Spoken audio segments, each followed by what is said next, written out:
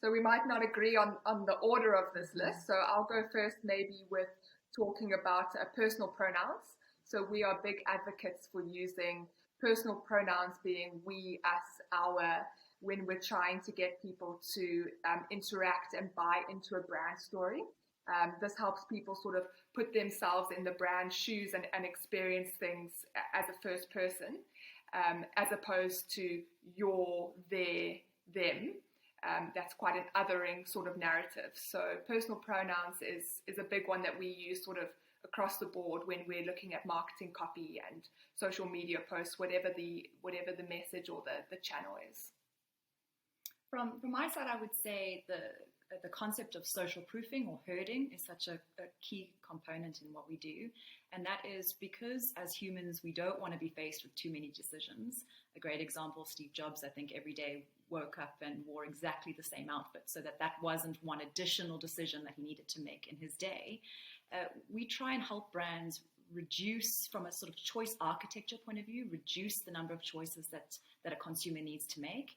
And a great way of doing this is through using herding or social proofing, which just ultimately says somebody else has made this decision already. They've given this brand credibility. So I don't need to do the heavy lifting of making the choice myself. I'm going to trust that the majority of people are going with this decision. So I'm going to go with the flow and go with them.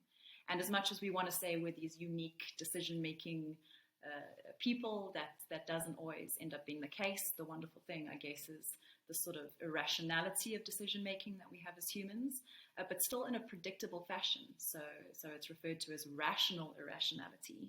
And we try and tap into that and really use things like testimonials, member stories, use cases, case studies, all the rest of it, across services, products, any type of industry, to say, well, someone else has given our brand or our company the stamp of approval, so it just makes it easier for you to decide to do so too. Yeah. I think a practical example for that, which is always quite fun, is if we pose the question to you, you go to a brand new city, let's say New York, you've never been there before, you don't know the place, you don't know the restaurants, and you're walking down and you're in Times Square and you see two restaurants side by side. One is completely empty and one has a line sort of out the door. Which one are you going to choose to sit at and eat at? And even though it'll take longer to get your food, the majority of us would choose the one that has the line out the door because other people have given it their stamp of approval. So that's sort of how social proofing works. And it can be in choosing a restaurant, it can be in choosing your next cell phone contract or your next bank partner, whatever it is. We like to do what other people are doing.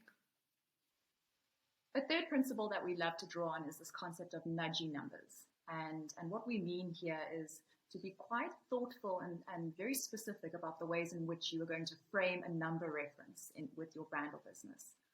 So oftentimes we think through copywriting that we should make things easy for members in a way, and of course we believe that, but rounding up or down a number removes sort of a credibility in a way.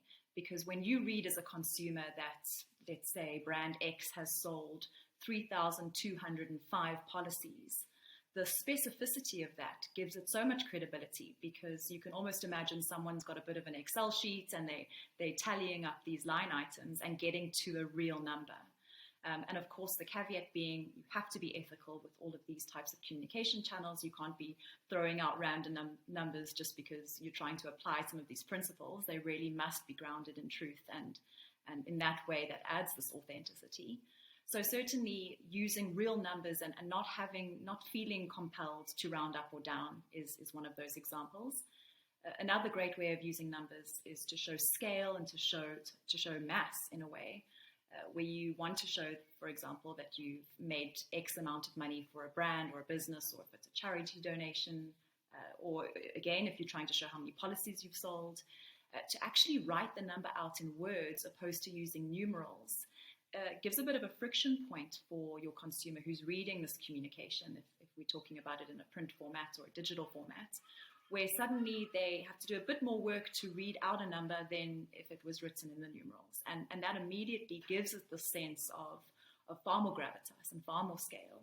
And so when you're trying to show that a number's a bigger number, we would advise doing that. Of course, the caveat again being, don't use invoices where you're using words rather than numerals, because then you're going to make your sort of costing seem to be so much more expensive.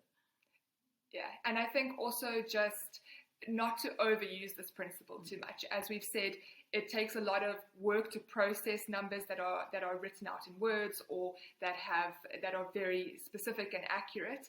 And so you don't want a paragraph or a one-pager that every time you're doing that with words, because it's going to be difficult for the reader. And obviously we don't want whatever you're selling or whatever you're talking about to be difficult.